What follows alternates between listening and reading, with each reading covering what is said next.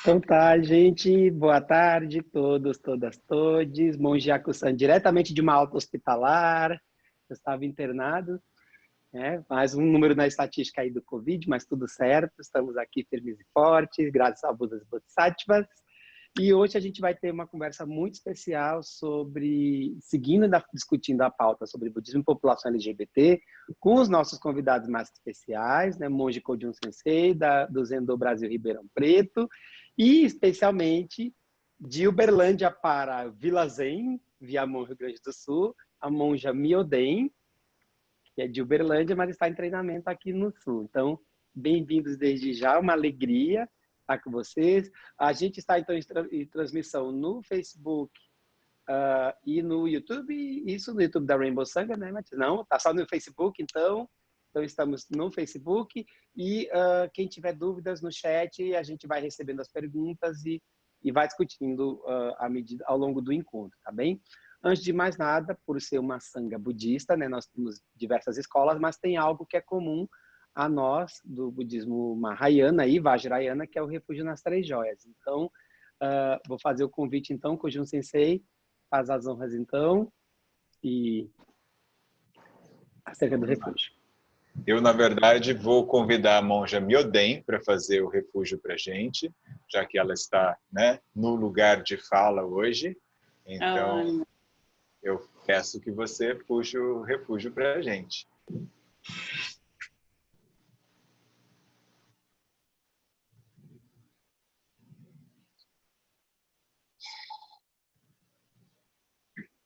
Retorno e me abrigo em Buda. Retorno e me abrigo na Sangha. Retorno e me abrigo no Dharma.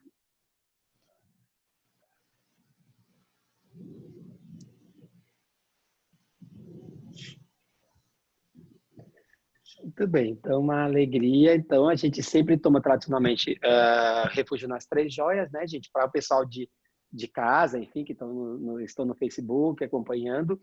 Buda é o ser desperto, né? Aquele que despertou, é estado latente em cada um de nós, e é desse despertar, desse olhar mais amplo que a gente fala quando, inclusive, engloba todos os seres, independente de expressão de gênero ou de orientação sexual.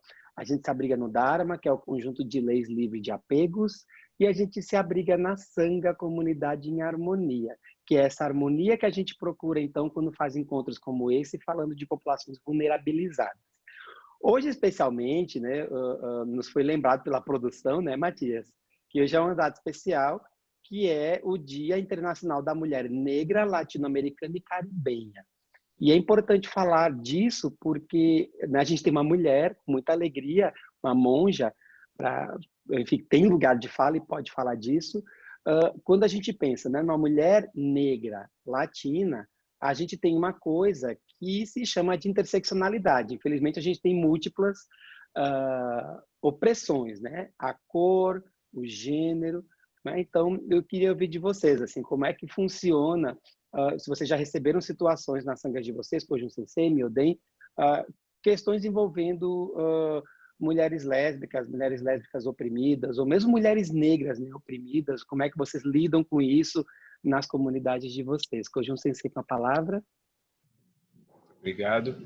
Normalmente, na nossa ordem, a gente tem uma hierarquia que a gente, né, costuma seguir, então você, né, me passa a palavra, mas eu acredito que, claro, tenho também alguns relatos e a gente pode conversar, né, a seguir, mas eu acho que é justo, nesse momento, a gente quebrar um pouco o protocolo no bom sentido.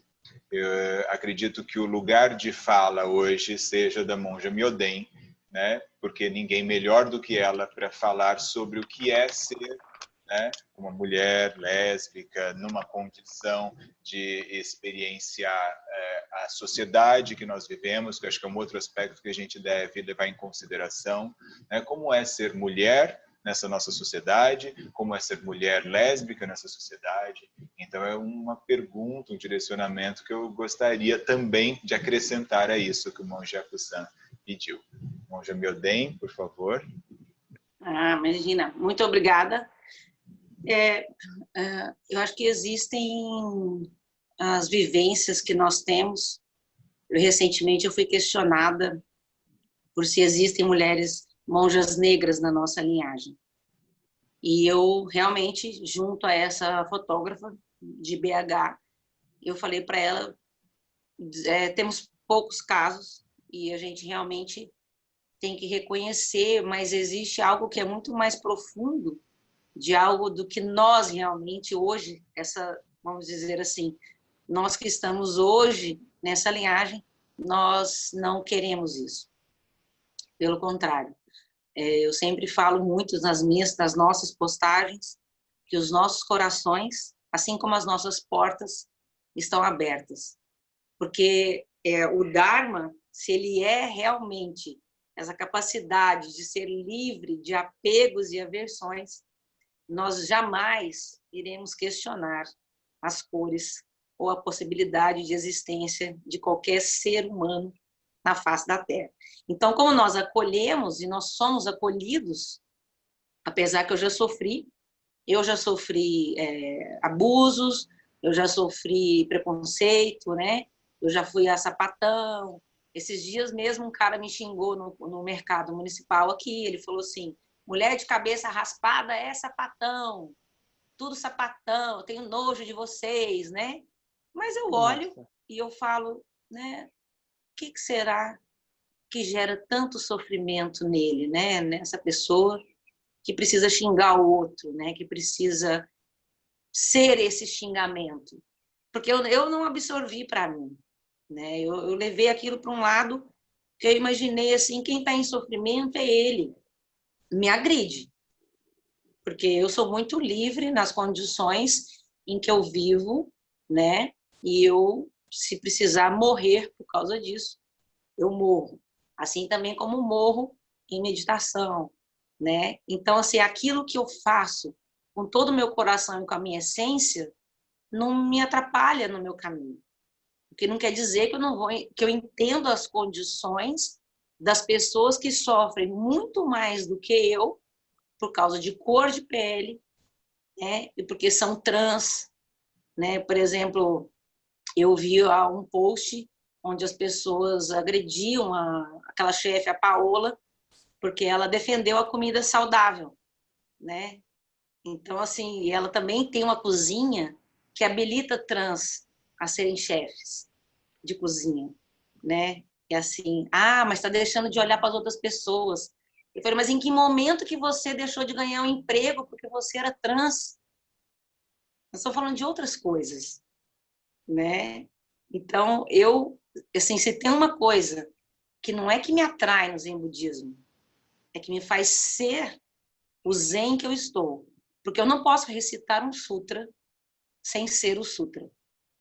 E se eu recito um sutra que fala sobre, né, forma é vazio, vazio é forma, né?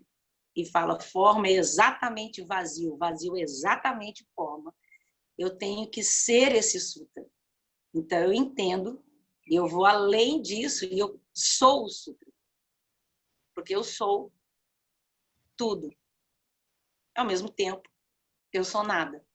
Mas eu jamais vou desvalidar alguém, né, que está sofrendo uma condição por ser trans, por ser lésbica, por ser, né, uma pessoa que está na periferia. Mas eu não sou da periferia. Não, mas eu sou a periferia. A periferia está em mim.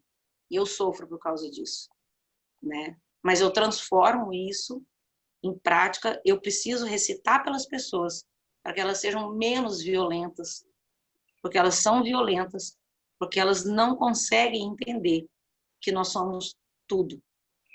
E isso é uma entrega, né? Porque isso é uma maravilha da existência. Se eu sou tudo, isso me dá liberdade. Isso não precisa me prender em um lugar, né? E acho que essa liberdade é que nós temos que amar esse todo e esse tudo. Porque ser tudo e ser nada é muito bom. Quem me conhece sabe do que eu estou falando, né, Codil? Muito. Maravilhosa. Obrigada. Obrigado, meu bem. Codil, sei? Vamos lá. Interessante. Me chamou bastante atenção essa sua fala de que você foi chamada de sapatão, né, Sim. Monja Myoden. Puxa, e eu fiquei pensando, eu tenho uma aluna que ela tem uma esposa, são muito queridas ambas, né? A esposa dela não frequenta, mas nos ajuda muito.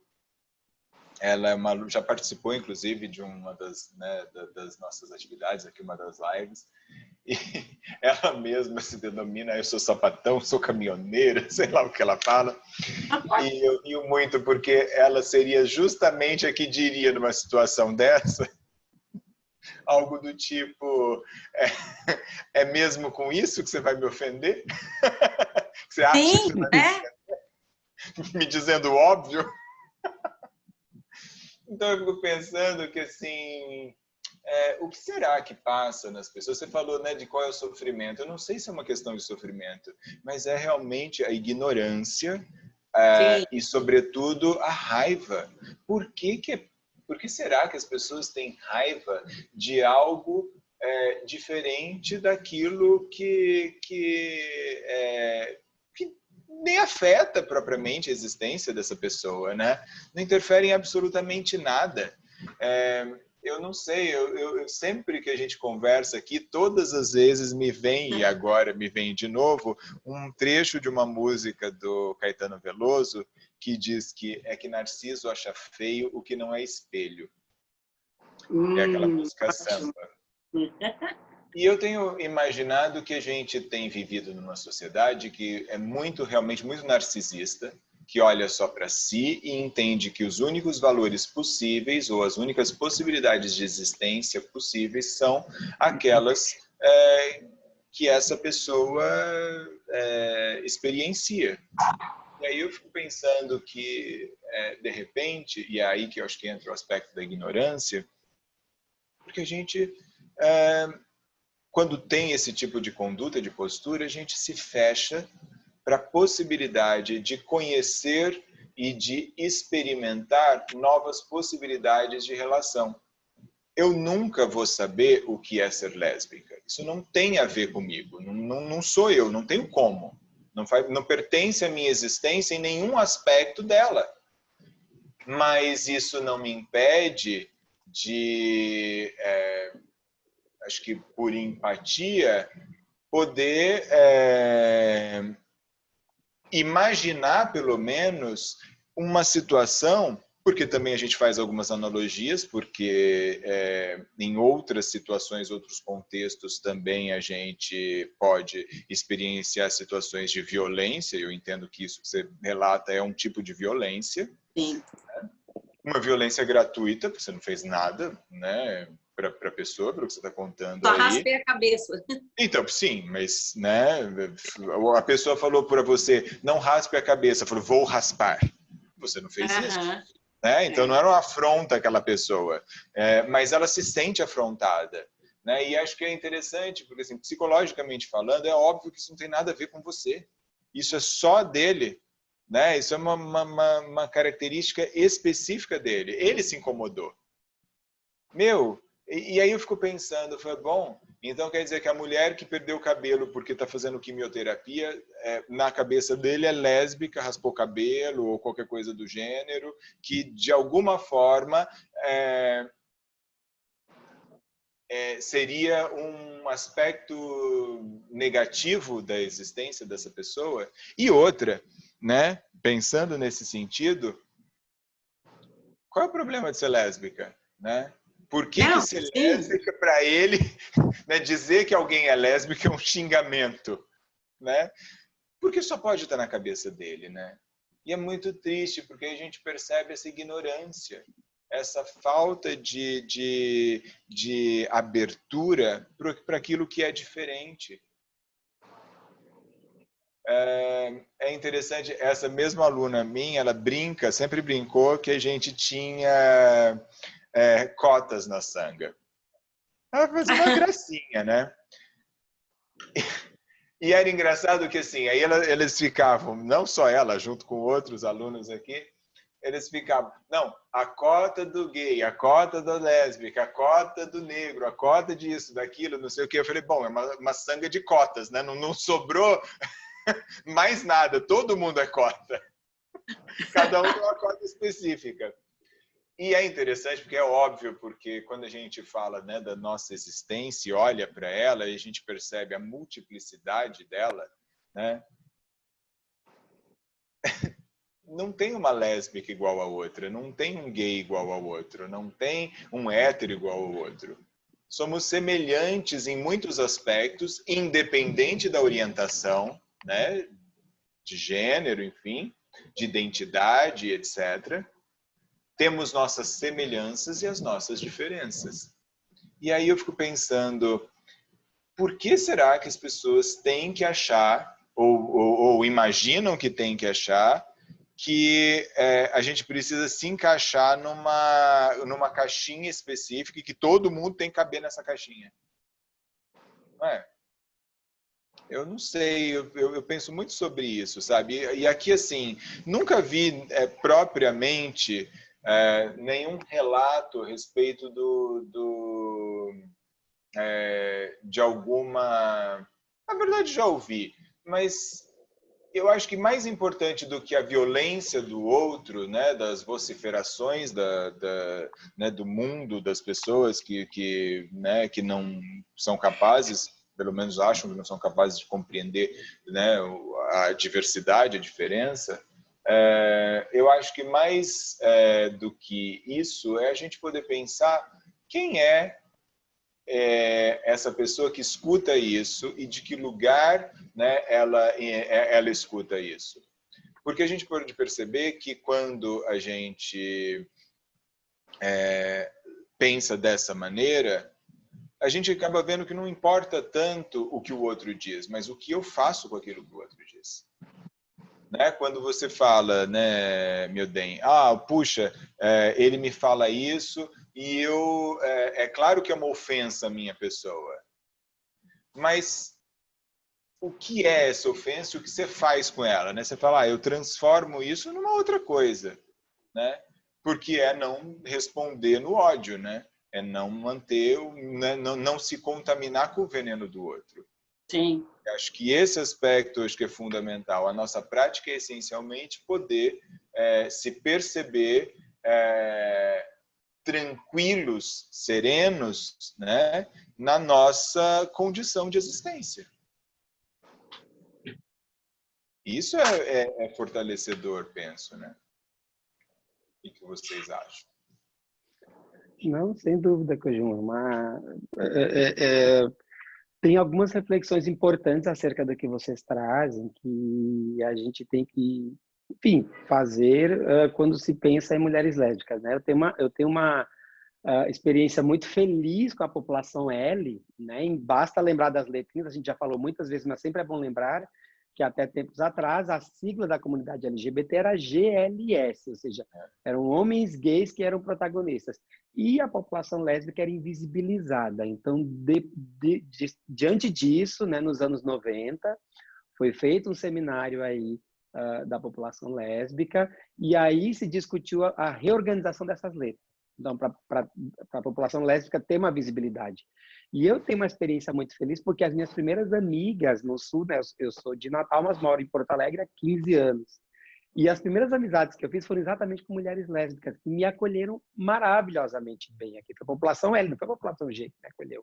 Foi a população L no sentido de sentar, conversar, entender que era alguém de fora, que estava num ambiente culturalmente muito diferente, que elas falaram, aqui você é bem aceito.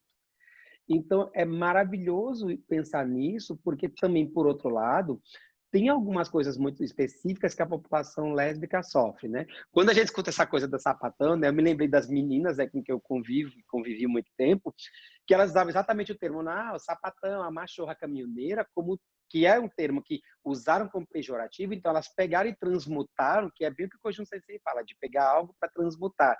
Elas transformaram isso em empoderamento, é quando a gente fala igual o povo preto. A palavra preto não é inadequada. A gente fica arranjando moreninho, mulato, isso sim é inadequado. Preto é empoderamento, é a cor da pessoa. Então, a coisa da sapatão, que elas falam, sim, eu sou sapatão. Eu acho que é como quando você fala, vai me ofender com isso? Né? Porque exatamente a coisa do gay, porque é isso, é a gente talvez transmutar. claro que tem outros elementos, porque isso é só a ponta do iceberg, sabe, gente? Essa coisa do termo pejorativo da violência, porque tem outras coisas mais sérias que aí você tem que pensar, né? Quando a gente tem, por exemplo, uma fetichização do relacionamento de duas mulheres, né? E aí coisas inconvenientes do quem é o homem da relação. Ah, eu posso participar? E aí os pressupostos preconceituosos, né? De partir do pressuposto que uma mulher lésbica, ela talvez seja bi, fala, não achou o homem certo. Então, esse tipo de coisa é muito perigosa, né? E quando a gente fala em acolher todos os seres, a gente tem que pensar muito nisso, né? Eu vi Kojo Sensei falando das questões que envolvem os nossos 3 venenos mentais, né? Ganância, raiva e ignorância. Eu estava lendo esse tempo Dhammapada e até alguns trechos do budismo Theravada, algumas coisas, e eles falam que dos 3 a ignorância é a raiz do sofrimento, né? Dos 3 venenos mentais, porque ele é a ponta do iceberg. Então, uma mulher de cabelo raspado para mim, nossa, para mim é um absurdo, né? Porque infelizmente a gente sabe que existe a coisa do gênero socialmente construído, né? Que a gente sempre fala aqui, que a gente imagina que é a coisa da menininha, da unha grande, do excesso de maquiagem, do cabelão. Quando se não vê isso, ainda mais no budismo. Por favor. Exatamente, vestidinho cor-de-rosa. E aí tu vê uma mulher que, na verdade, raspou o cabelo porque ela está cortando a raiz dos seus apegos, né? Porque é isso que a gente faz quando a gente raspa o cabelo na nossa ordem. Quando a gente troca as roupas e usa outro tipo de cor. Independente da expressão de gênero, sexualidade, enfim. Mas quando eu vejo algo diferente daquilo que me foi socialmente imposto, me causa estranheza. Como eu não conheço, eu acho um absurdo a existência dessa pessoa. E aí eu parto para a ganância e para a raiva.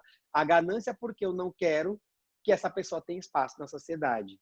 Porque ela não é o padrão que eu aprendi, que eu acho que é um padrão único. Então, isso é um grande desafio que a gente tem quando tem esses elementos que envolvem a fetichização do relacionamento de duas mulheres na própria área da saúde, né, gente? Eu vou falar do lugar de fala. Eu vim hoje de uma internação, né? Eu tive alta há poucas horas. E eu fui atender, me perguntaram quem é que ia me buscar. Eu falei, meu marido vai me buscar. E a enfermeira que estava me atendendo, ela falou assim, eu tive uma esposa que teve Covid positivo. E a gente começou a conversar. Então, as pessoas LGBT, elas estão entre nós. Elas estão nos hospitais atendendo a pandemia, elas estão nos postos de gasolina, elas estão nas lojas, elas estão na sociedade, elas estão aí, né? Tudo bem que isso não vem à frente, né? Não é, elas não usam isso como condição impositiva para o trabalho, elas são cidadãs. Mas é importante a gente falar dessas pessoas porque tem essa série de elementos que acontecem, né? Desde a fetichização da população, desde da própria negligência da área da saúde. Existe um despreparo muito grande de nós, profissionais da saúde, no atendimento à mulher lésbica. Tem muito pressuposto.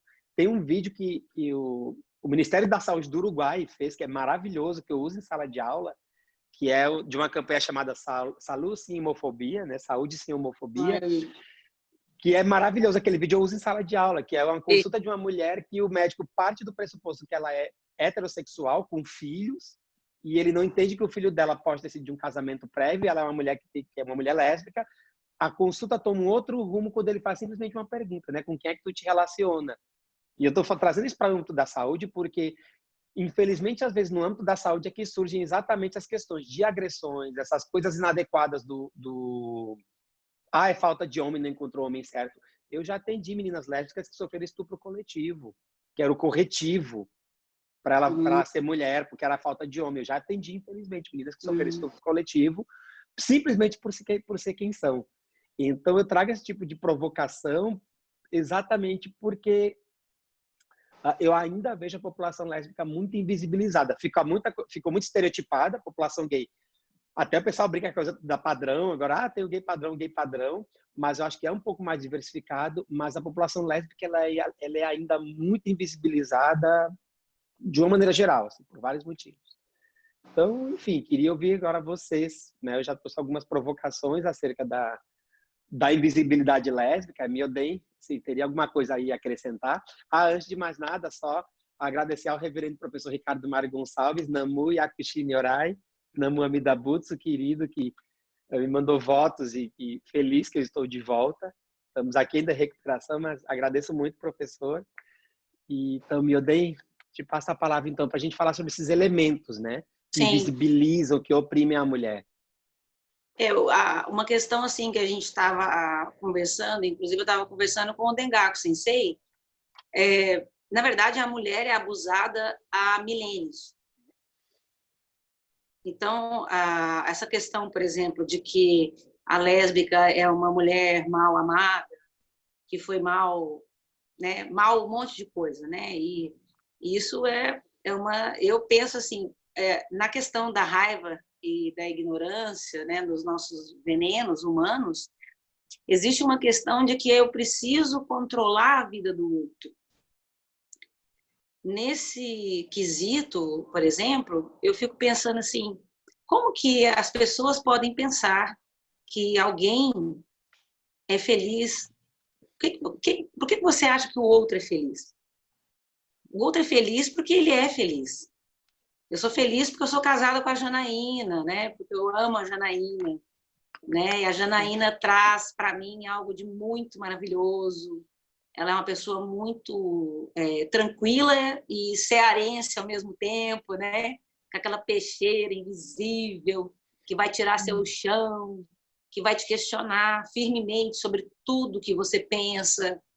E, ao mesmo tempo, eu também sou feliz sozinha.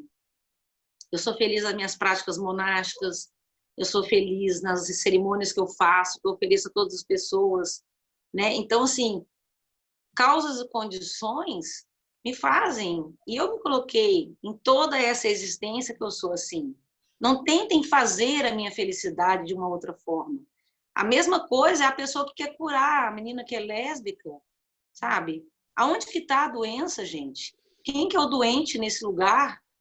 Né? Então, assim, quando você tenta controlar a vida do outro, eu ouvi de uma amiga minha, ela falou assim para mim, mas eu fico com muito medo, porque um dia você vai querer casar e ter filhos, e ninguém vai querer casar com você. Aí eu falei, oi, mas, né, eu estou bem, eu estou feliz, eu sou feliz com como eu sou, né, eu sou feliz porque até abandonei um pouco o design por um tempo para ser monástica, agora estou voltando e mais monástica, mais, né, entrando num treinamento de Shuso, né, e namorando Janaína, estando com Janaína, trazendo esse elemento, né, do lésbico, de ser feliz, e trazendo todos os amigos que são héteros. Gente, nós precisamos ser livres.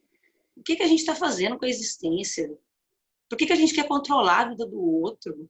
Sabe? Eu acho que quando a gente senta em meditação ou senta em oração, qual é a sua religião? A sua religião te aprisiona ou te liberta? A sua religião ou a sua escolha lá, não, você é ateu também, né? Tá, tudo bem. Eu amo os ateus, eu tenho amigos filósofos que são ateus.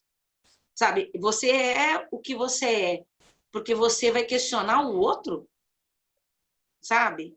Então, eu agora voltei para... Inclusive, meu terapeuta é de Ribeirão, viu, Codium? Então, nós vamos se reunir para falar mal dele agora. Então, assim, que acho que é importante, sabe? Eu que tenho que me tratar de outras coisas, não é a minha... Eu estou muito feliz onde eu estou, né? E quero que mais pessoas sejam felizes, que sejam héteros, que sejam... Né, que a gente possa namorar homem, que a gente possa namorar mulher, ter filhos, não ter filhos, adotar, sabe? A condição da existência humana, a gente tem que viver ela num patamar de respeito. E quando a gente vive nesse patamar, ele nos liberta. Porque nós somos muito mais felizes vivendo um voto que nós fizemos, que para mim é maravilhoso, que é o voto de não mentir. Não minta. Não minta para você. Não minta para o outro, sabe? Não esteja acima do outro. Quer não estar acima, não estar abaixo, não ser igual. O voto, ou pode ser valores humanos, eles só podem existir para te libertar. Ele não pode nos aprisionar em algo que eu não sou. Né? Então, assim, e eu não quero, e se possível, vamos proteger, nós temos que cada vez mais criar causas e condições, sabe? Porque as mulheres e os homens precisam ser quem são. Quando nós falamos que revelar a si mesmo é o quê, gente? O que mestre Dogen falou no ano 1200? Imagina, esses Budas e Bodhisattvas já estavam falando sobre isso há muito tempo, né?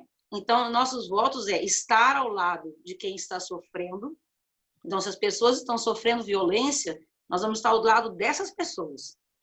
E nós não vamos deixar que isso aconteça com ninguém. Aqui em Uberlândia, nós estamos do lado das pessoas que por algum motivo, sofrem qualquer abuso, e isso nós temos que nos posicionar. A gente não pode ficar sentado em zazen quietinho, não. Mas e essa live é sobre isso. Nós estamos criando causas e condições. Eu tenho até advogados que me ajudam aqui em Uberlândia com pessoas que sofrem violência. Então, nós temos que nos mover em todos os sentidos. Né? Você, o Kodjun como professor, o Yaku-san como médico, né? E nós temos que, aonde nós estivermos, nós somos olhos e ouvidos atentos, mas nós falamos com o coração e ouvimos com o coração. Porque esse agressor, ele está em completo desequilíbrio com a existência na face da Terra. Isso é uma coisa que eu percebo, pelo menos. Então, a gente tem muito a vivenciar ainda, né? Kodjun Sensei, agradeço muito, Myoden. Kodjun Sensei, então. Eu acho que um aspecto interessante, eu fiquei pensando aqui quando você estava falando da questão da visibilidade. Acho que a gente avançou bastante em muitos aspectos, mas eu também tenho a impressão que a nossa sociedade ainda é essencialmente machista ou heteronormativa, mais centrada especificamente na figura do homem, do macho alfa, né, na figura masculina. Então, a gente vai ter esse aspecto, né, do descaso, do desinteresse, né, pela mulher. Eu acho que essa fala né, de que se a mulher é lésbica é porque ela não encontrou alguém que a satisfizesse, um homem, né, que a satisfizesse verdadeiramente na cama. E isso é assustador, porque é uma fala, né, realmente em que coloca o falo, né, como um instrumento de poder, né, como se um pênis fosse capaz de transformar a vida de alguma pessoa e sua orientação sexual, suas decisões de vida ou qualquer outro aspecto. Obviamente a gente sabe que isso não é possível e, ao mesmo tempo, a sociedade, quando eu digo a sociedade, eu não estou me referindo especificamente aos homens, porque há muitas mulheres que pensam da mesma maneira, né? E isso é mais assustador ainda. São mulheres que muitas vezes se submetem a certos tipos de violência, né? Porque entendem, né, que isso é assim mesmo. Ah, o homem é assim, o homem é assim mesmo e tal. E a gente não questiona o que é isso, né? A gente já conversou em outros encontros nossos aqui, né, que muitas das relações gays também têm essa questão, né? O machismo também às vezes, né, se impõe, e aí tem aquele que é mais incisivo e é mais dominador, vamos dizer assim, na relação. E acho que assim ainda falta muito, né? Embora, como eu falei, a gente tenha andado bastante, acho que falta muito para a gente andar. E essas questões, né, ficam cada vez mais evidentes porque a impressão que eu tenho é que a gente não tem sabido, não tem conseguido educar adequadamente as crianças já há algum tempo. E a gente tem mesmo essa última geração que está aqui, ainda não sabe lidar com a questão das diferenças, né, ligadas ao gênero, à sexualidade, à identidade, enfim, a todos os aspectos, né, vinculados a isso. E aí, claro, eu acho que tem um aspecto que é de maturidade, mas tem também, sobretudo, eu estava falando antes, né, esse certo narcisismo que a gente tem experimentado na sociedade, que faz com que o outro não tenha importância. E se o outro não tem importância, a diferença não tem importância. Porque continua só valendo aquilo que eu penso. da maneira como eu penso. E o que eu penso foi o que me disseram que era para pensar. Minha mãe, meu pai. Então, quer dizer, se a gente tem um grupo de crianças, adolescentes criadas por pessoas que pensam que, por mulheres que pensam que o homem é o chefe da casa, ele é que manda, que ela tem que obedecer, e todo aquele papel, aquela situação toda que a gente já está cansado de saber e de conhecer, o que esperar? Né, dessa criança que só olha para si, só pensa em si, o outro mal existe, se é que existe, né, na sua percepção. E aí, então, o que a gente pode esperar dessa sociedade? Então, quando eu vejo os movimentos, né, de luta, enfim, e de fala, eu acho que a gente, né, como a gente falou no começo, esse não é meu lugar de fala. Eu não tenho como falar de uma coisa que eu não vivencio. Mas, e um dia eu estava inclusive conversando com essa minha aluna, né? A gente conversa bastante, inclusive sobre esses temas, e ela estava até falando essa questão do lugar de fala. Eu falei, não, de fato, não é meu lugar de fala, mas não quer dizer que eu não tenha empatia, compaixão e não me solidarize com a luta, com a causa. Eu não falo por, mas eu falo com. E essa é uma mudança importante, porque também a gente não pode se esconder na lógica do lugar de fala e não dizer nada, se calar diante daquilo que está acontecendo. Eu não tenho o direito de falar por, mas eu posso falar com. Né? Eu posso falar junto. E isso é um aspecto que a gente ainda precisa desenvolver. Mas para isso a gente precisa sair do eu, do narcisismo, né, socialmente, né, falando, e partir para uma outra condição de existência que realmente inclua. Eu percebo pelos meus alunos na universidade que eles têm muita facilidade em se relacionar, né, com os amigos gays, as lésbicas, enfim. Isso não é uma questão. Mas ainda não conseguem escapar da lógica machista e vira e mexe tem sempre um comentário, uma brincadeira, uma gracinha, né, que é, de alguma forma, preconceituosa. Ou, pelo menos, enaltecendo a figura, né, do homem como se fosse superior a qualquer outro gênero ou expressão de identidade ou qualquer outra coisa. Então, isso realmente ainda é preocupante.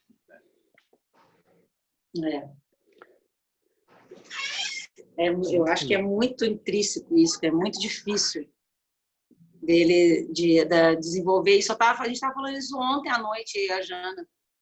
Você vem numa família que te dá um nome, que tem uma hierarquia, e você tem muita dificuldade de desidentificar com isso. Tirar essa identidade. E eu acho que é muito interessante, por exemplo, que no Zen, quando a gente recebe outro nome, que tem a ver com a sua prática. E que é unissex, né? É isso.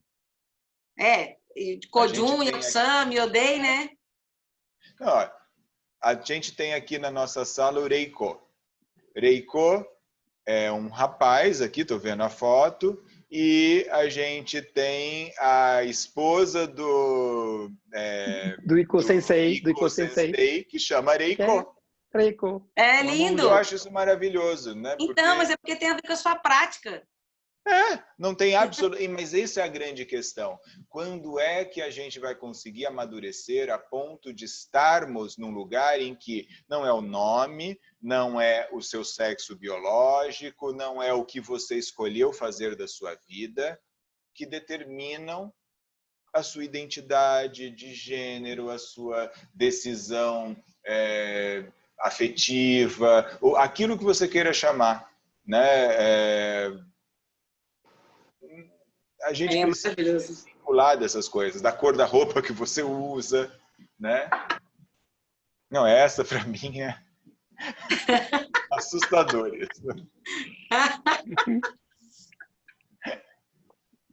Ai.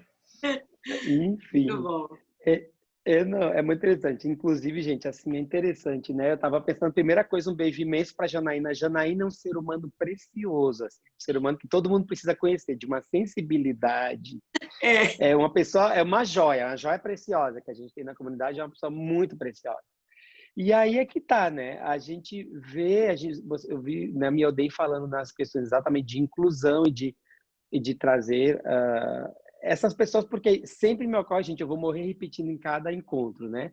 A primeira frase que Shakyamuni Buda disse quando teve o grande despertar, né? Eu e todos os seres, juntamente com a grande mãe terra, simultaneamente nos tornamos o caminho. Ou seja, ele não fez acepção, e aí quando eu falei nisso interseccionalidade, é a gente acabar quebrando essa simultaneidade, né, de pessoas e elementos que nascem, que morrem, que convivem conosco. E aí é que entram as questões, né? O Jun Sensei começou falando da questão do falocentrismo, do patriarcado mesmo. E aí a gente começa a querer fatiar as coisas, né? Quando a gente fala em racismo, né? Eu disse que hoje é o Dia, né, Internacional da Mulher Negra, Latina e Caribenha. Quer dizer, uma mulher que não é europeia, uma mulher por si só. Né? E aí a gente já começa a questão do sexismo. Quando eu vou para o classismo, que foi o que a Miyodin falou no início, né? É periférica. Então a gente vai colocando opressão em cima de opressão, ao ponto que a gente acaba invisibilizando muito isso, né? Uma mulher, quando pensa numa mulher preta, periférica, se tiver deficiência física, então piorou, né? Porque tem o capacitismo. Quando a gente entra com esses elementos de opressão, acaba sendo muito perigoso, né?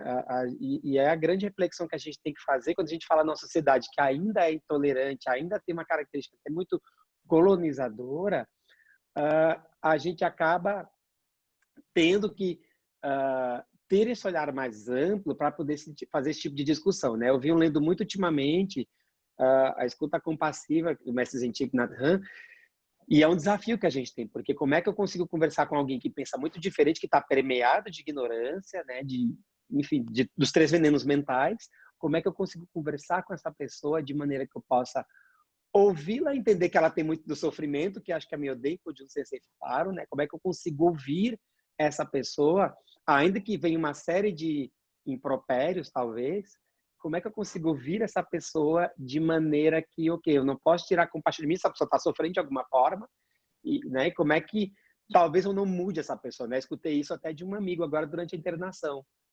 Ele falando assim, às vezes a gente não consegue mudar as pessoas, mas eu acho que trabalhar com ideias, e é isso que a Rainbow Sun, inclusive, ela se propõe, né, da gente exatamente viver a diversidade, porque a diversidade de populações,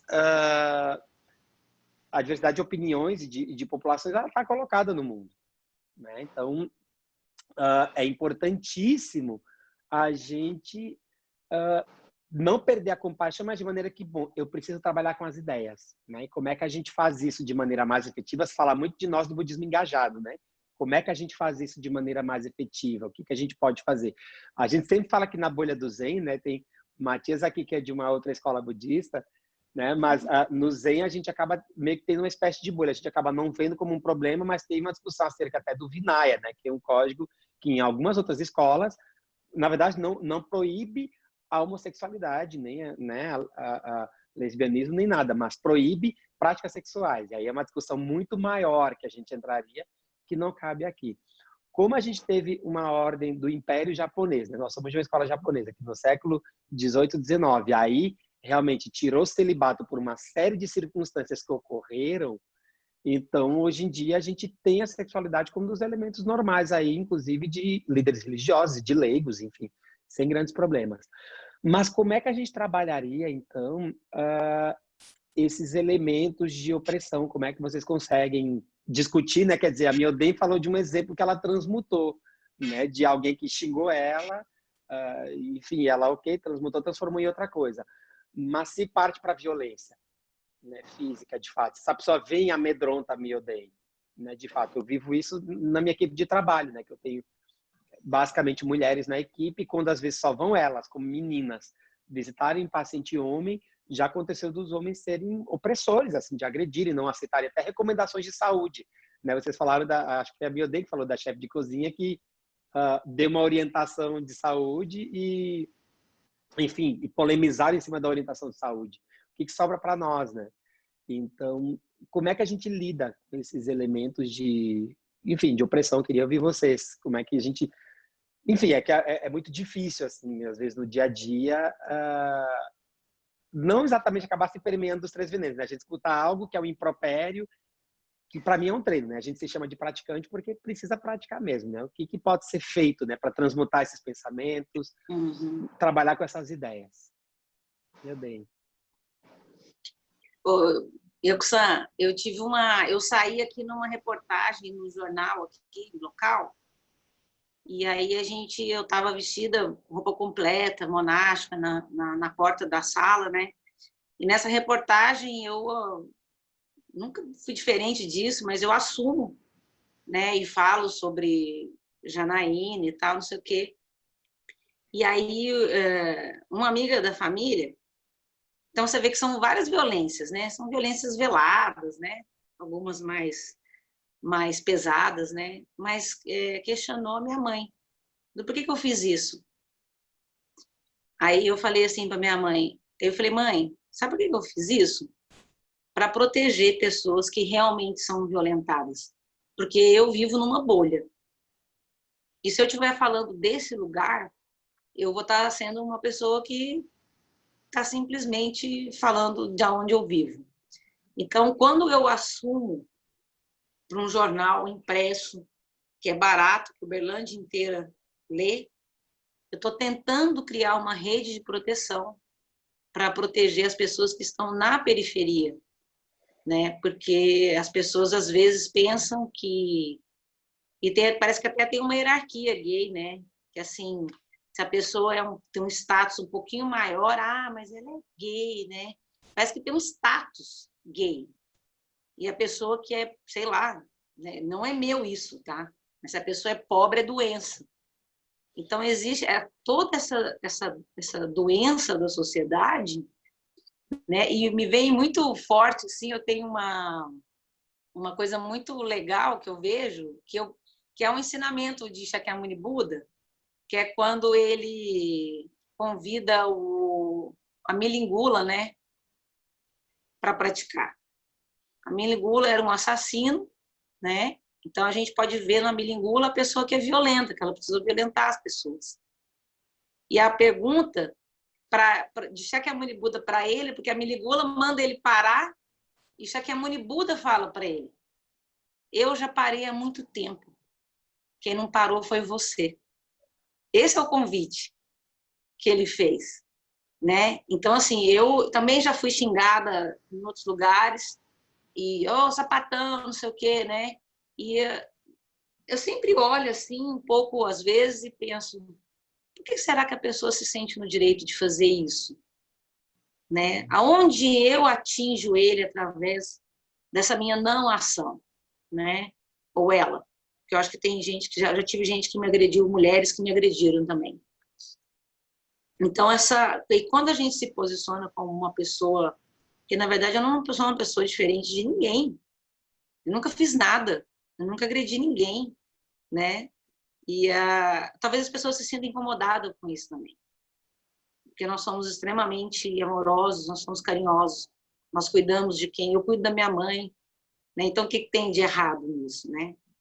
Então talvez a gente por não ser violento, a pessoa talvez queira nos agredir, né? E aí eu tive uma conversa com a minha mãe. Falei, mãe, se alguém me matar por causa disso, eu tenho certeza que eu morro em paz. Porque eu morro por aquilo que eu acreditei. Eu não vou morrer por algo que eu não confiava naquilo. Então, nós temos que confiar no caminho. A cada passo é um passo, né? O Kinhin é isso, né? A nossa meditação andando. Então, eu simplesmente caminho. E se alguém me agredir, eu confio que tem outras pessoas que sabem o que eu estava fazendo e sabem que vão configurar, que vão me proteger. Além, né, disso aí. Porque o agressor, ele é uma pessoa que tem completo desequilíbrio. E as pessoas hoje, a tecnologia, inclusive, está fazendo a gente enxergar isso melhor. Nós temos que confiar nisso também. Ligar mais as câmeras, sair com o celular com bateria 100%, tá num restaurante, alguém começou a te agredir, começa a gravar, porque expor as pessoas é expor a verdade. E se você está tranquilo naquilo que você está fazendo, você não está mentindo. Você está simplesmente ajudando a outra pessoa a ser um ser humano de verdade. Então, a gente vai ter que denunciar algumas pessoas, sim. Não é ficar calado, não, também. Então, se for possível, eu vou agir, né? Ainda nunca fiz isso, mas se for preciso, vou ajudar outras pessoas também. Perfeito. Muito bom, meu Deus, agradeço que eu não sei. Um aspecto interessante dessa sua fala, Milden, é a respeito dessa questão de não posso ficar quieta diante da violência. Algumas pessoas têm, no senso comum, acho que uma visão que eu acho que é muito equivocada dos praticantes budistas, de que o praticante precisa aceitar qualquer injustiça ou violência calado, porque deve ser desprendido, desapegado, deve ser compassivo. Uhum. E há um aspecto interessante que a gente precisa levar em consideração, que eu acho que assim, a compassividade ela também está relacionada à benevolência. Eu sempre digo que benevolência não é dar ao outro aquilo que ele quer, mas aquilo que ele precisa. E muitas vezes é um ato de caridade, de benevolência, de compaixão, né? Mostrar ao outro que ele não está correto naquilo que ele está fazendo. Uhum. Eu não preciso me ofender pessoalmente, eu não preciso reagir agressivamente à agressão, mas eu não devo ficar calado. Acho que esse é um aspecto importante. Quais são as medidas adequadas para a situação? Depende de cada uma delas, né? O que é importante a gente saber, né? A gente tinha até uma questão aí, né, de como é que a gente ouve uma pessoa que está agredindo, está ofendendo. Como assim? Né?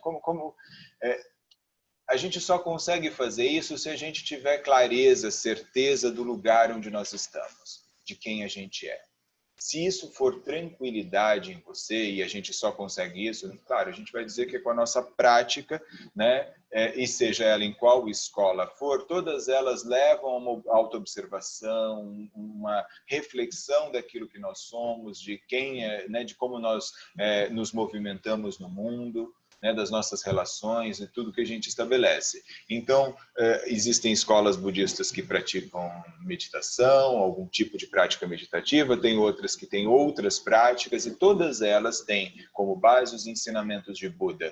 E a essência, né, dos ensinamentos de Buda é a compaixão. Mas a grande questão é como ter compaixão por esse que nos ofende, que nos agride, né?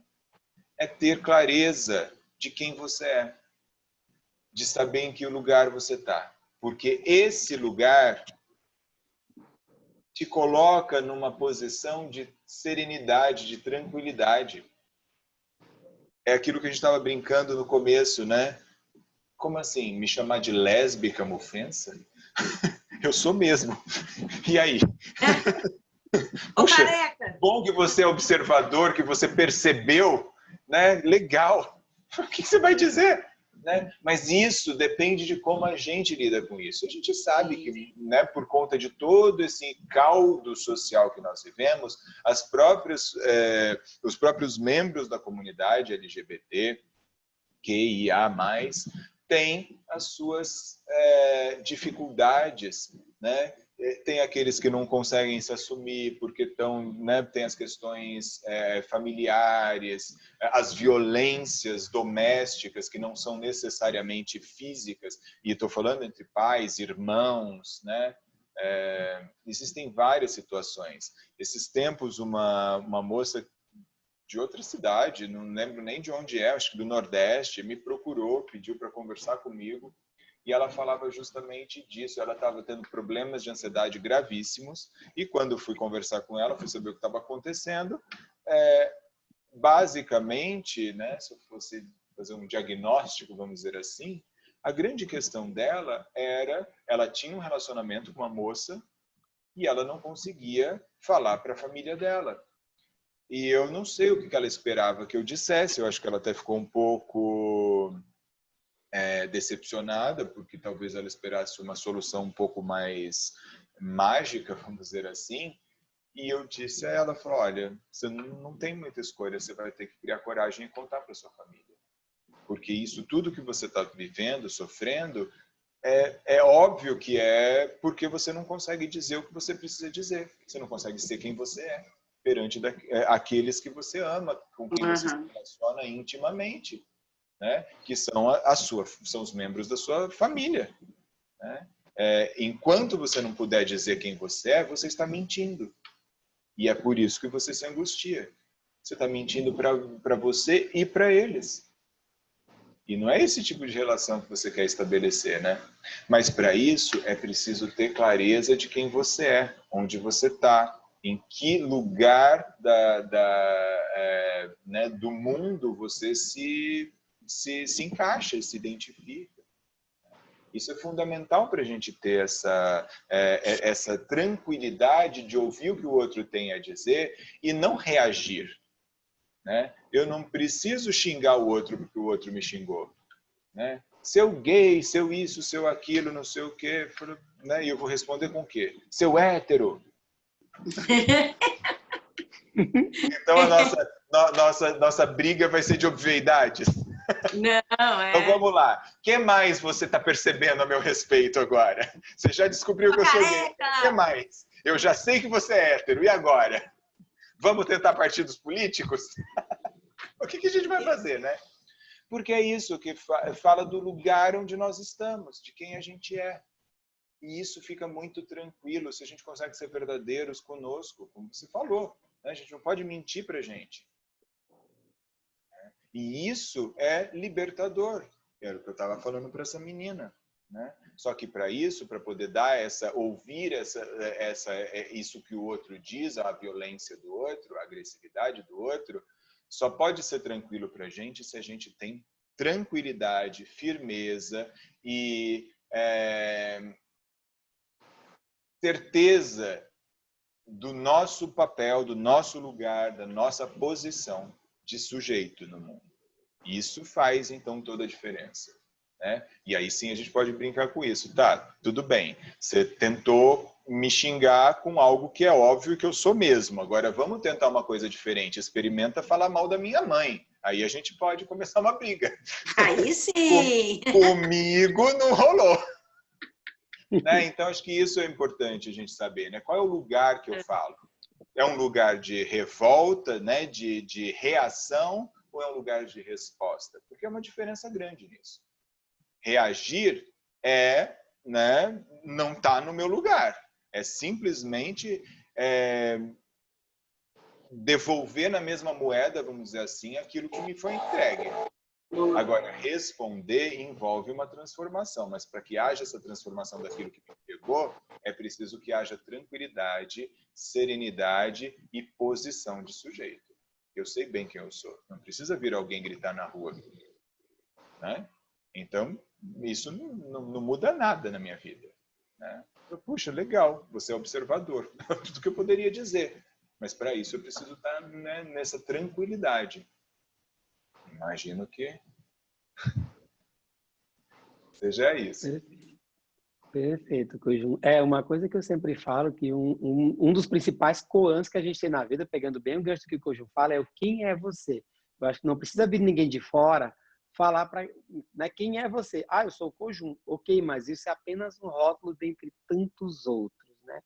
E isso é algo que a gente tem que construir na nossa jornada, seja através de meditação, seja através do Nembutsu, seja através dos diversos ensinamentos, seja através até das práticas cristãs, né, no aspecto soteriológico de salvação, né, se Jesus Cristo é o caminho, a verdade e a vida, então que seja para si, que não seja para os outros, né? Porque o quem é você, eu sempre digo, é um dos principais koans que a gente tem, um dos principais enigmas, digamos assim. Ouvindo vocês falar, me ocorreu muito as questões dos 3 preceitos puros, né, que a gente tem no budismo Mahayana, né? Primeiro lugar, não fazer o mal, né? Então, quando eu vejo Myoden Kojun falando, bom, eu preciso também agir, porque a gente fala da ahimsa, né, da não violência como um dos nossos princípios, mas a ahimsa não quer dizer inércia. Eu não vou ficar parado, eu tenho que fazer movimentos. Eu gosto muito da fala do monge, do mestre chinês Yu Men, que ele resume todos os ensinamentos da vida do Buda em uma única palavra, uma única frase, uma resposta adequada. E às vezes a resposta adequada é a voz, é exatamente o que o Kojun falou. Bom, mexeu com a minha mãe, eu vou ter que dar uma resposta à altura. Então, é um pouco disso também, né? Porque vou trazer agora as intervenções do chat para vocês saberem, né? O Léo estava falando, né? Como ouvir a pessoa que fala impropérios, que está difícil. E, claro, nem sempre a gente precisa ouvir isso impropério, que aí entra muita questão então do quem sou eu. Se eu sei quem eu sou e eu sei como dar essa resposta adequada, né? Se a minha prática, seja ela em que escola for, me deu elementos para poder dar essa resposta adequada que o Men fala, o Men Samar, então eu consigo, sim, mesmo com uma não violência, ser assertivo, né? Eu sempre digo que a assertividade é um dos princípios também que rege a nossa vida, né? Uma coisa que Thich Nhat Hanh fala que eu gosto muito, que o pessoal às vezes questiona essa coisa do budismo engajado, né? Que tem gente que nem se incomoda, o budismo não tem nada de engajado. O que é isso? O Thich Nhat Hanh sempre fala, o budismo sim, ele foi engajado porque o budismo sempre foi engajado. O Buda se inquietou com questões sociais importantes que ele viu na Índia Antiga. Ele se inquietou com pobreza, com velhice, doença e morte. E o mais interessante de Shakyamuni Buda é que ele sentou lá na árvore Bodhi e, ok, ele despertou, mas isso não foi suficiente. Ele só se tornou Buda de fato quando ele saiu desse lugar do despertar lá debaixo da árvore e aí ele adentrou de novo no Sansara para ensinar todo mundo, então, sua compaixão e conversando com os seres sencientes. Então, o segmento do Buda foi exatamente aí, ele foi seguir os preceitos puros, né? Ok, primeiro não fazer o mal, mas ele seguiu aí, fazendo bem a todos os seres que ele encontrou. E é um pouco da nossa prática, né? Então, às vezes a assertividade, ela é precisa como essa maneira de não fazer o mal. Eu preciso talvez coibir o mal, esse mal, de alguma forma. A gente precisa colocar, às vezes, pingos nos is, quando a gente discute, né? E ainda falando do chat, gente, eu estou administrando, né? O reverendo professor Ricardo Mário Gonçalves, ele até lembra que é o Angulimara, né, meu bem? Que é o colar de dedos, né? Que ele fala da história que a meu dedo é o Angulimara. É. Que é o colar de dedos, né? Né? Angulimara. Esses nominhos em sânscrito, né? Enfim. Matias, você tinha uma pergunta para nos fazer? Sim. Eu vi que ao longo hoje da tarde vocês estão falando muito sobre saber quem você é, ser tranquilo com a própria condição, ter clareza dessa condição. E muita gente não tem ou não tem oportunidade ou não tem capacidade de fazer essa reflexão de si mesmo. E essa não aceitação de si mesmo é o que gera muito do sofrimento dessa população, da nossa comunidade LGBT, né? Muitos deles, quando não conseguem aceitar que eles são aquela condição, alguns deles são agressivos com outros LGBTs ou vivem muito angustiados, muitos cometem suicídio, tem muito ainda essa questão, né? E a gente acaba nos nossos chats aí da vida falando que a Rainbow Song é muito isso, né? É uma oportunidade de mostrar que a pessoa pode aceitar essa condição e que o budismo ele mostra um lugar em que a pessoa pode se descobrir, pode ter clareza dessa própria condição e estar tranquilo, como vocês falaram, né? A gente tem que estar tranquilo com essa condição. Aí eu queria perguntar para vocês, assim, durante a jornada de cada um, ao longo da vida, em que momento o budismo ajudou a vocês a terem clareza dessa própria condição, a aceitar essa condição? Se o budismo ajudou ou não, ou de que forma o budismo ajudou, em que ponto o budismo ajudou. É uma pergunta para cada um, se cada um puder responder. Como é que o budismo ajudou, sendo um caminho que ajuda, que faz você aceitar si mesmo, né? Excelente pergunta, Matias. Obrigado. Mioden-san? Uhum. Eu acho que assim, na verdade, eu já fui casada, já estava casada antes do budismo, assim, com a Sânia, que é uma designer maravilhosa também, e por causa das condições a gente terminou, e depois eu tive um outro casamento bem sério, assim. Mas o budismo, você acha que uma coisa que o budismo me deu, assim, ele foi foco. Assim, foco para mim entender que não tem nada de errado. Porque o que acontece ainda hoje, porque também é arraigado em todas essa coisa milenar, né, do poder pela força, né, que tá tudo bem, porque a sua força ela é interna. Você não precisa nem ser forte fisicamente. A nossa força, ela tá naquilo que nós realmente somos, né? Então, todo homem, toda mulher, né, a gente tem essa capacidade de ser quem nós somos. Nós não precisamos ser outra coisa. E quando a gente realmente é isso, né, que essa coisa, não precisa ser chamar de votos, nem de preceitos, né? Nós estamos falando de valores humanos, né? De você ser quem você é. Né? Do que nós estamos falando de errado? Né? Porque eu amo outra mulher, né? Porque um homem ama outro homem, né? A gente tem um voto que é não fazer sexo impróprio, né? Eu vivo ele plenamente. Isso me dá os votos, na verdade, chamar de valores humanos. Eles me dão muita saúde, porque eles me fazem plena daquilo que eu realmente sou. E cada vez mais, né? Então acho que essa coisa de se o budismo, no que o budismo te ajudou? Talvez porque, né, eu preciso dessa disciplina, que o budismo me ajudou a ter disciplina, né? Mas cada vez mais eu sou quem eu sou, na minha essência, assim, né? Até tô chorando menos. Como assim, meu Deus? Tô chorando menos. Não é possível. Como assim? Que eu sou a monja chorona, entendeu? Mas, assim, eu acho que também é isso, né? O que são essas lágrimas, né? Eu sofro, porque não tem algo também na existência que é tão maravilhoso, assim. É maravilhoso, mas existe muita coisa triste, né? Mas eu também enxergo isso. E enxergar isso também é humano, né? Porque eu percebo que as pessoas que se drogam muito é porque elas não conseguem acessar a realidade. E a realidade, ela também tem momentos de tristeza e momentos de alegria. Por isso que a gente fala o caminho do meio. O caminho do meio, ele não nega. Ele não nega a tristeza e a gente não vive numa coisa abobada. Eu ficava ali, né? Mais numa bobada e tal, né? E o budismo, se ele me deu algo, ele me deu foco. Então, ele me deu foco naquilo que eu confio em mim. E eu confio nos meus companheiros e companheiras de caminho também, que me ajudam muito. Porque quando eu derrapo, é eles que me seguram. Essa é a força da sanga, né? Essa é a força da sanga. Maravilhoso. Os pinheiros. Isso mesmo. Eu estava aqui pensando, juntando aí as falas de vocês, enfim, uma questão interessante, né? Saber quem a gente é, eu acho que é mais, na verdade, saber o que a gente não é. Pelo menos essa foi a minha experiência na prática.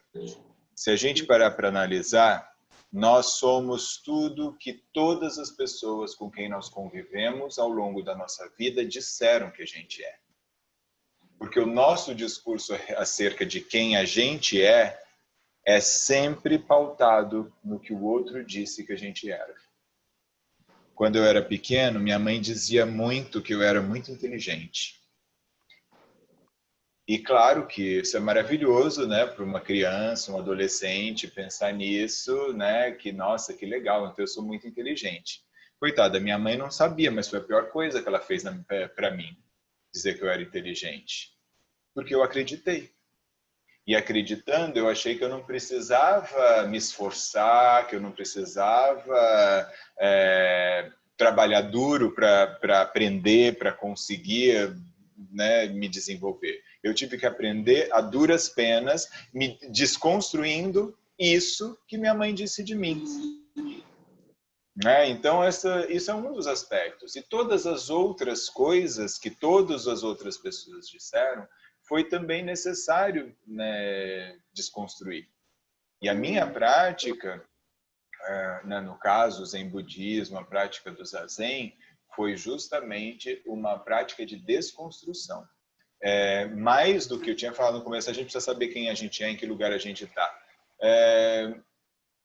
Mas eu acho que essencialmente a prática, né, me recolocando aí, é saber tudo isso que a gente não é e começar a tirar. Cara, eu não sou isso. Eu até sou inteligente, né? Eu acredito, né, que eu tenha uma condição, né, de entendimento que me favorece em alguns aspectos.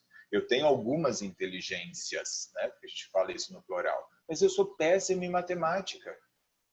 Né? Como uma pessoa tão inteligente em tantas áreas é ruim em matemática?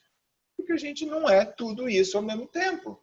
Não é inteligente o tempo todo em todas as áreas. Porque a gente não é tudo o que as pessoas dizem que a gente é. Porque a gente não é nem o que a gente acha que a gente é. E essa é a grande questão da nossa prática. É poder olhar para si. Bom, tá, o que é que então sobra quando eu tiro tudo isso que o outro disse de mim? Quando eu tiro tudo aquilo que eu digo a partir daquilo que me disseram. E aí quando a gente começa a desmanchar esses discursos, né, com a nossa prática, com o nosso auto-observar, o que sobra é essa tranquilidade, essa serenidade que a gente está falando. Então, porque a gente começa a entrar em contato com as coisas óbvias de nós mesmos. É isso que eu sou, não, aquilo eu não sou. Isso funciona para mim, aquilo não funciona, eu gosto, não gosto, quero, não quero. E também sabemos que todos esses aspectos, querer, não querer, gostar, não gostar, são circunstanciais. Pode mudar ao longo do tempo, porque nós não somos nada fixo, nada que seja permanente, né? E isso nos deixa plenos de possibilidades também. Só que para a gente poder assumir, estar nesse lugar, experienciar isso, é preciso muito trabalho. É um trabalho da vida inteira. E esse trabalho, na nossa linhagem especificamente, né, na escola que a gente segue, é Zazen. É sentar e fazer Zazen. E é muita lágrima, é muito divertido, é um saco às vezes, e tudo isso acontece.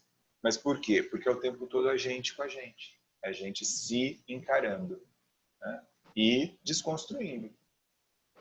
Então, eu acho que esse foi o aspecto mais importante, assim, para mim, pelo menos a minha experiência, né, de poder estar num lugar de certa tranquilidade, vamos dizer assim, né, vem daí. E continua vindo, porque não estou pronto, né? Tem muita prática ainda, muita coisa que eu ainda preciso conhecer e desconstruir.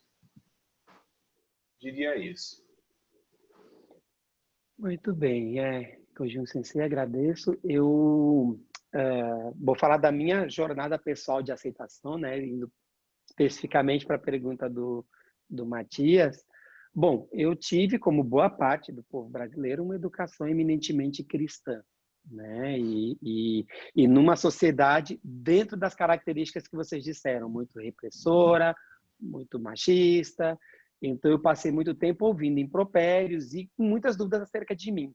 Só que é interessante porque eu usei um elemento do cristianismo para poder trabalhar a aceitação, né? Eu falei antes da soteriologia, que é a ciência da salvação. Mas o próprio Jesus, em algum momento, ele falava salve-se a si mesmo, que a gente escuta no budismo. Então, isso foi o primeiro elemento de falar, salva-se a si mesmo. Bom, então eu vou ter que pavimentar a minha própria jornada de aceitação e de construir a minha vida mesmo, né? De, enfim, construir os meus afetos, construir minha rede de relações, independente dessa sociedade, independente mesmo da aceitação da família. E eu falo isso porque a gente tem, infelizmente, histórias de pessoas LGBTs que são expulsas de casa, né? Eu me expulsei de casa, eu tive o privilégio de poder me expulsar de casa através do trabalho e construir a minha jornada independente da minha família. E a família se aceitasse, não aceitasse, bom, eu tive que construir, inclusive, o meu fluxo mental, né? Eu vi com você falando das deficiências em matemática.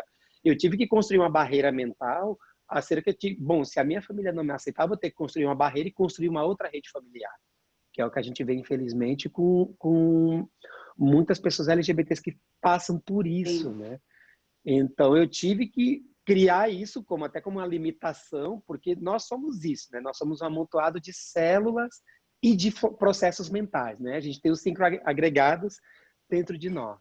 Então, é interessante a gente pensar nisso, porque a gente tem N situações. Tem situações que a gente, bom, conseguiu criar um lugar de aceitação, que é o que o Gil Sensei fala, mas também tem pessoas ainda, né, no samsara aí das próprias características sociais. Então, a minha jornada de aceitação, por incrível que pareça, foi com o elemento do cristianismo, da soteriologia, que foi o que falou, bom, já que eu vou ter que pavimentar meu próprio caminho para minha salvação, até de sentido de vida, de outros elementos, que aí no budismo ficou mais fácil, né, de entender exatamente as questões de aceitação, né? Até eu trago aqui, então, uma mensagem, pegando do chat, porque tem a ver com o assunto, né? A querida Ishin Sensei, que está lá em Passo Fundo, que ela fala o seguinte: parabéns por estarem abordando esse assunto tão mal compreendido, deixando claro a atitude de aceitação das diferenças e a acolhida de todo o ser humano do budismo, já há mais de 2.600 anos, independente de sua casta, nível social, etnia, raça,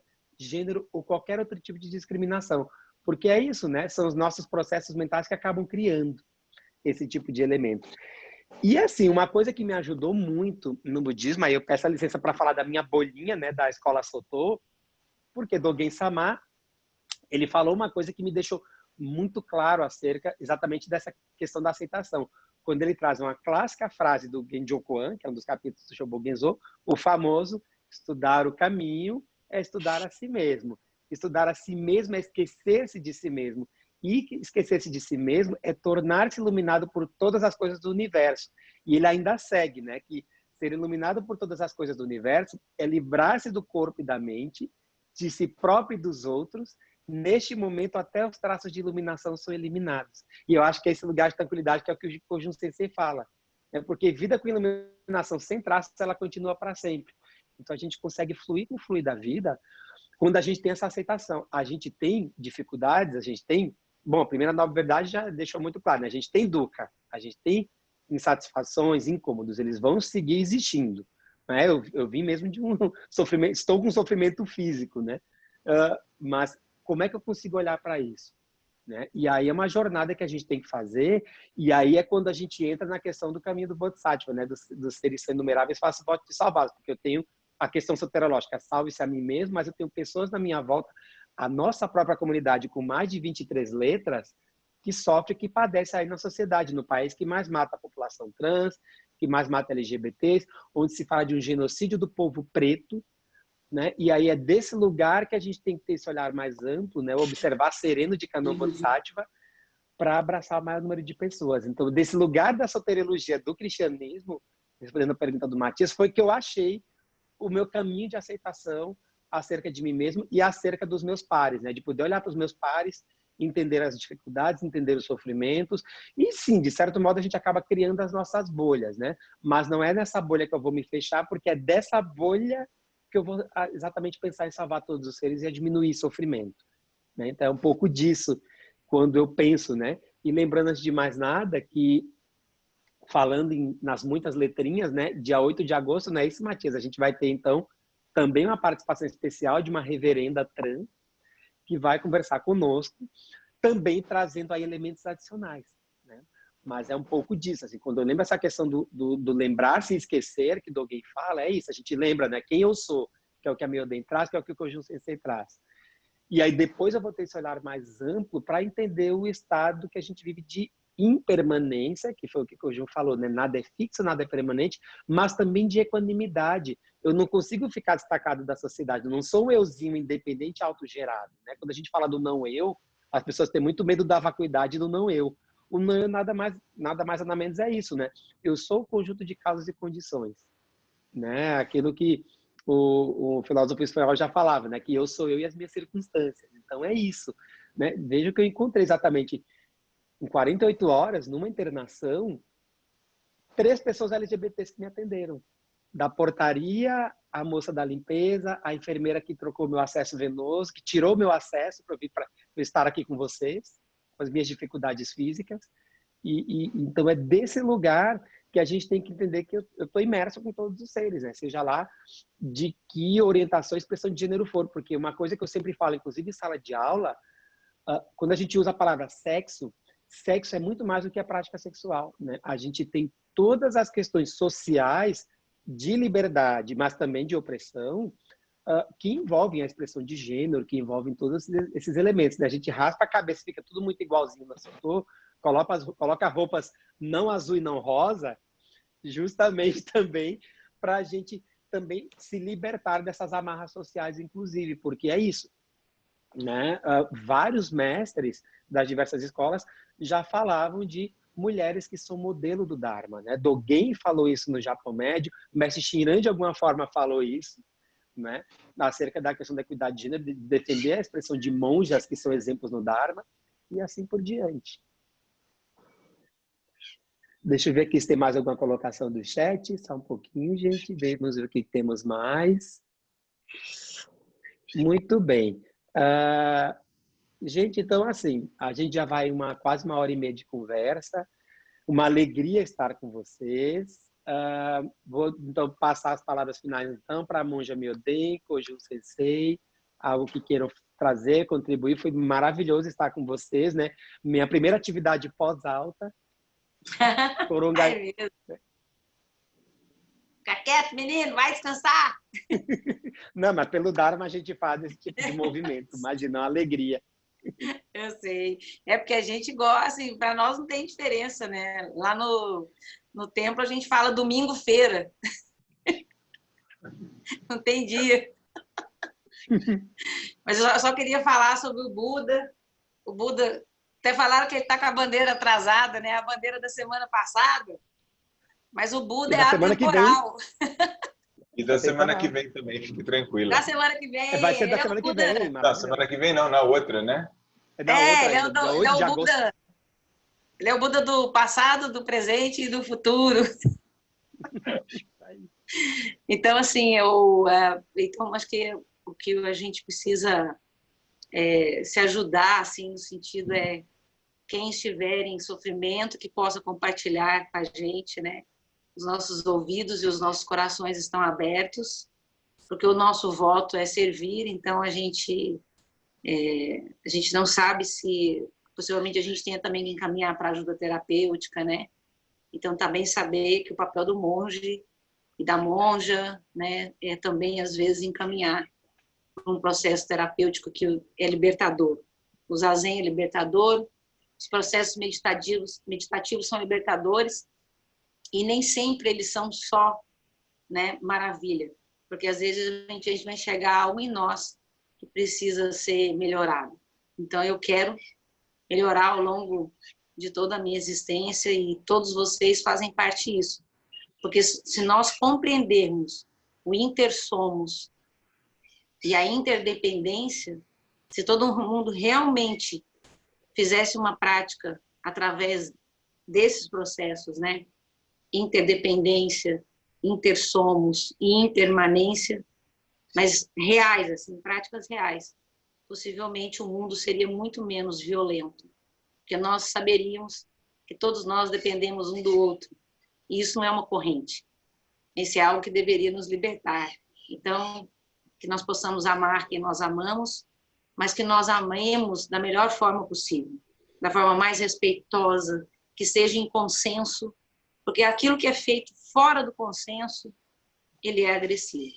Então, nós não podemos habitar nesse lugar da agressividade, né? Nós estamos aqui para sermos pleno da existência e, às vezes, ser gentil com o outro precisa primeiro ser gentil com você. Então, esse é o convite que eu faço, né? Conhece você mesmo, porque essa frase que o Yaku-san trouxe é linda, viu, Yaku-san? Todo dia eu raspo a minha cabeça pensando nela. Estudar o caminho é estudar a si mesmo, né? Então, a gente é mais longa essa fala, né, desse nosso mestre, e que nós possamos honrar o caminho dos nossos antanhos. Então, é uma honra estar aqui e eu estou à disposição da Sangha, que a gente possa estar juntos mais vezes e recitando por todos nós. Alegria, meu Deus, alegria. Muito especial te ver. Ver que tá bem. A nossa Chussô, né? Chussô é um cargo aí que é o líder dos noviços, está em treinamento. Ela vai fazer uma cerimônia bonita que tem na nossa ordem chamada Dharma Kombate, onde, né, tem um conjunto de perguntas e respostas. Ela participou do meu Dharma Kombate com muita alegria ano passado e é isso, assim. Então a gente vai exatamente caminhando lado a lado, né? De alguma forma. Kojun Sensei? Quero agradecer também a possibilidade de a gente conversar um pouco, né, sobre esses temas, a oportunidade, porque é como a gente fala, a gente conhece o de ouvir dizer, mas a gente não está na pele, a gente não vivencia. É sempre bom poder ouvir alguém que esteja experimentando aquilo para que a gente, inclusive, encontre subsídios para aquilo que eu falei antes, né, de não falar no lugar de, mas poder dar a voz, poder ouvir e poder falar com quando necessário, né? Poder estar junto, né? Partilhando da luta, né? Cada um com o seu lugar de fala, mas juntos, né? Acho que isso é o mais importante. Eu agradeço muito o convite, né? A proposta do diálogo e espero que a gente possa encontrar esse nosso lugar de se despir de tudo aquilo que não somos nós. Muito obrigado. Muito obrigado, Kojun Sensei. E aí alguns avisos de ordem prática, né? Para quem não conhece a Rainbow Sangha, né? A Rainbow Sangha é uma comunidade criada pelo menos 2018, né, Matias? Acho que 2018 foi a nossa construção, né? Que é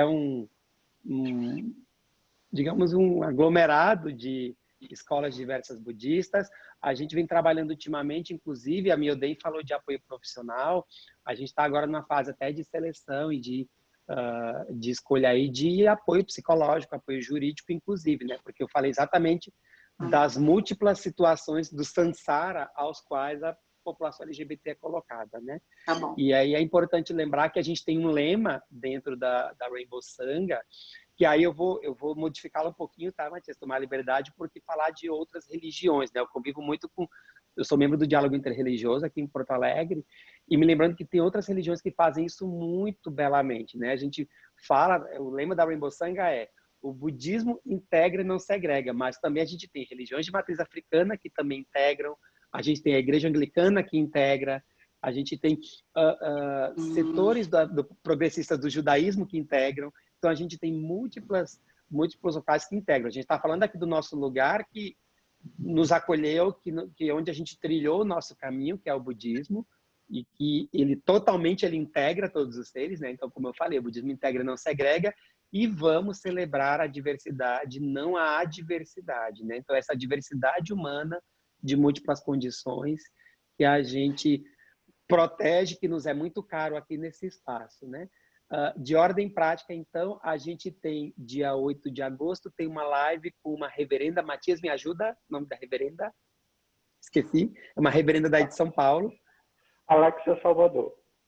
Alexia Salvador, exatamente, que vai estar conosco, exatamente porque a nossa ideia é falar dessa diversidade humana, falar das mais de 23 letras, né, da siglinha lá do LGBTQIA+, porque é isso, nós somos esse aglomerado de situações e de expressões dentro da sociedade, e é o que nos enriquece tanto, né? Porque tem cada uma com seus fluxos mentais definidos, que também são abertos. Essa santidade do Dalai Lama já falava que a mente é incessante e luminosa, e por ser incessante e luminosa, é que a gente tem essa possibilidade de conversas de espaços assim. Tá bem? Então, agradeço imensamente, e aí eu trago, claro, como nossa dedicatória final, que os méritos de nossa prática se estendam a todos os seres e que possamos todos, todas e todes o caminho iluminado.